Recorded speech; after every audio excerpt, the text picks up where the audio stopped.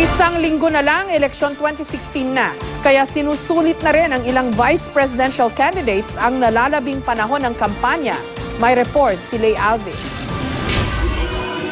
Kasama si Presidential Sister Chris Aquino, nag-ikot si Camarines Sur Congresswoman Leni Robredo sa Cavite at Laguna ngayong araw. Kabilang ang Cavite at Laguna sa mga itinuturing na vote-rich provinces sa bansa.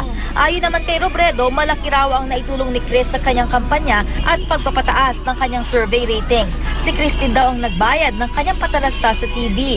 Kahapon, nakipagpulong naman si Escudero sa may 500 leader ng sektor ng transportasyon. Umaasa raw si Escudero na may mga mag-endorso pa sa kanila ng kanyang katandem na si Senator Grace Poe sa mga susunod na araw. Posible raw na sa Plaza Miranda Idaos ang kanilang meeting de avance. Magiging abala rin daw sila sa pag-asaayos ng kanilang mga poll watcher. Humarap naman sa isang press conference sa Quezon City si Senador Gringo Honasan. Natanong siya tungkol sa pagkasama ng kanyang running mate na si Vice President Jejomar Binay at kanyang katunggaling si Senador Bongbong Marcos sa isang pagtitipon sa Quezon kamakailan. Ayon kay Honasan, hindi naman daw sumama ang kanyang loob sa mga lokal na politikong nag-organisa ng pagtitipon. Sinadya niya raw na wag nang sumama para wag nang mahirapan ang mga organizer.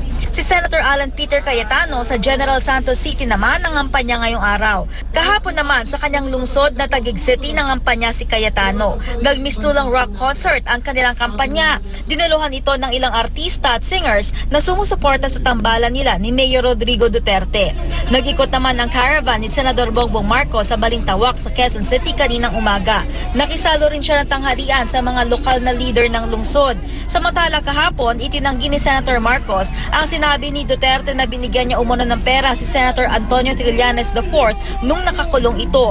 Bagamat inamin niyang dumadalaw siya noon kay Trillanes, tanging pagkain at supplies lang daw ang kanyang ibinigay. Wala namang kampanya ngayong araw si Senator Antonio Trillanes IV. Lay Alves, GMA News.